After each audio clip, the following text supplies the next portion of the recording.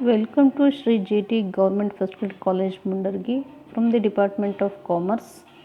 Today we are going to see the Business Law BCom 6th semester 5th chapter Consumer Protection Act 1986.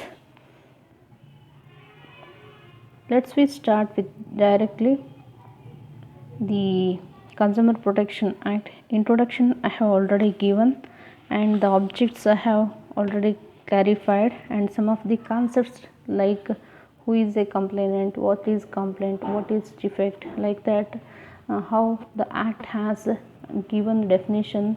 In the similar manner I have explained in the class. Today we are going to see only the rest of the part which is contained in this fifth module. Right now I am going to give brief introduction related to that one. As you know that Indian consumers are innocent, illiterate, ignorant, and above all they are poor. They can be duped easily by unscrupulous sellers. To add this disadvantage, a common consumer is not in a position to approach civil court, which is costly and time consuming. He therefore needs support from the people in power. The biggest help in this direction has come from the central government, which enacted a law in the year 1986 for the protection of the consumers, popularly known as Consumer Protection Act 1986.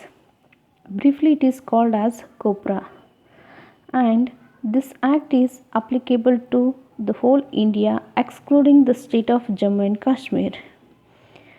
The consumers can initiate an action under this act against defective goods or deficient services rendered not only by the traders and professionals but also by the public sector undertaking also.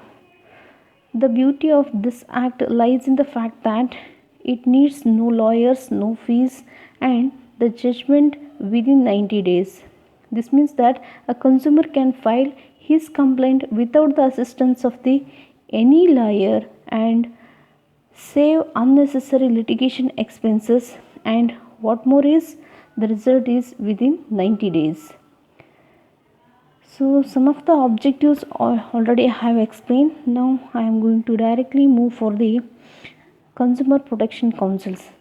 As now I have explained that the government is enacted a law through which we can get the justice from the consumer courts, right? So Consumer Protection Councils, the interest of the consumer is going to be promoted and protected under the act through the establishment of Consumer Protection Councils at the central, state, and district level.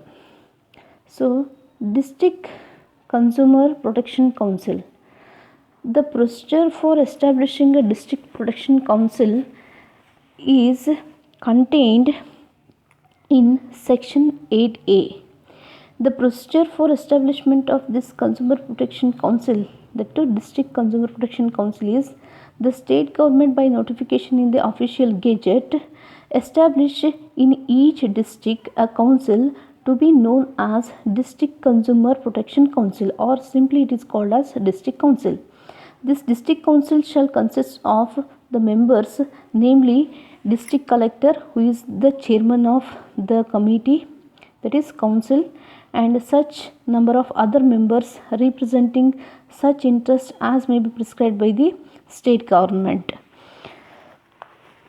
And the district council shall meet as and when necessary, but at least 2 meetings shall be held every year.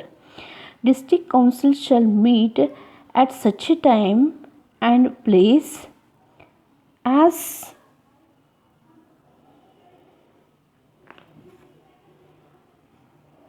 wished by the